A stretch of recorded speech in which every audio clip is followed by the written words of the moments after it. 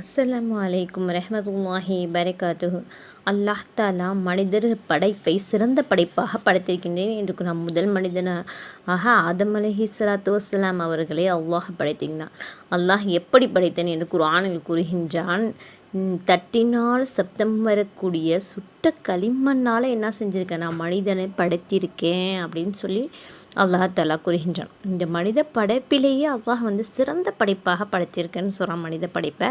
அதுலேயும் அல்லாஹ் தாலா தேர்ந்தெடுத்து நபிமார்களை அல்லாஹ் தேர்ந்தெடுத்திருக்கான். அந்த சிறந்த படைப்பில் அந்த நபிமார்களையும் என்ன செஞ்சுருக்கான், அதில் 4 நபிமார்களை எல்லாம் என்ன செஞ்சுருக்கான், சங்கையாக இன்னும் தேர்ந்தெடுத்திருக்கான். அதில் இப்ராஹிம் நபி அலைஹிஸ்ஸலாத்து வஸ்ஸலாம் அவர்கள், மூசா நபி அலைஹிஸ்ஸலாத்து வஸ்ஸலாம், ஈசா நபி அலைஹிஸ்ஸலாத்து வஸ்ஸலாம் அவர்கள், முஹம்மது நபி ஸல்லல்லாஹு அலைஹி வஸல்லம் அவர்கள், இப்படி 4 நபிமார்களை அல்லாஹ் இது போன்று அல்லாஹ் தாலா மாதங்கள் 12. அந்த 12 மாதங்களில் அல்லாஹ் தாலா சங்கையாக இன்னும் 4 மாதங்களை அல்லாஹ் தேர்ந்தெடுத்திருக்கான் பாருங்க, சுப்ஹானல்லாஹ்.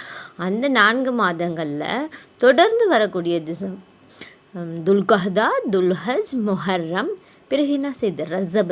இந்த 4 மாதங்கள் அல்லாஹ் தாலா என்ன இருக்க சங்கையாக கூறுகின்றான்.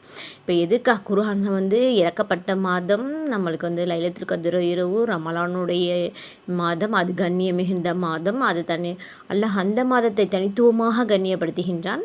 இன்னும் 4 மாதங்கள் என்ன செஞ்சுருக்கான், தனிப்பட்ட முறையில் அல்லாஹ் கண்ணியப்படுத்திருக்கிறான்.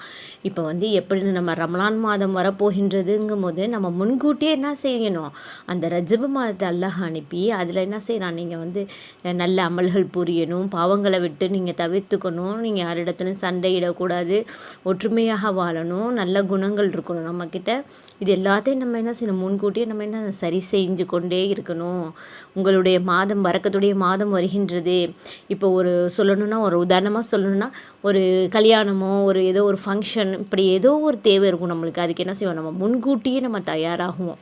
இப்போ அதுக்கு உண்டான வேலைகளை நம்ம பார்ப்போம். அதுக்கு சாப்பாடு வேலை, அட்வான்ஸ் கொடுக்குறது, இப்போ துணிகள் வாங்குறது, எல்லா மக்களையும் அழைக்கிறது, இது போன்று நம்ம என்ன செய்வோம், செஞ்சுக்குவோம். அது போன்று அதே மாதிரி குழந்தைங்களை அந்த மாதிரி பள்ளிக்கூடம் அனுப்பணுன்னாலும் என்ன செய்வோம், அதுக்கு நம்ம வேண்டியதை எல்லாத்தையும் ரெடி பண்ணுவோம். அது போன்று அல்லாஹ் தஆலா முன்கூட்டியே எல்லா விஷயங்களையும் நம்ம அந்த ரஜபு மாதத்துலேயே நம்ம என்ன செஞ்சுக்கணும், அப்படியே நோன்பு வைக்கிறத பழகிக்கணும். விட்ட நோன்புகளை வைக்கிறதும், நன்மையான விஷயங்கள் செய்கிறதும், இது போன்று என்ன செய்யணும், நம்மளை தயாராக்கி கொள்வதற்காக அல்லாஹ் இந்த மாதங்கள் அல்லாஹ் கண்ணியப்படுத்தி இருக்கிறான்.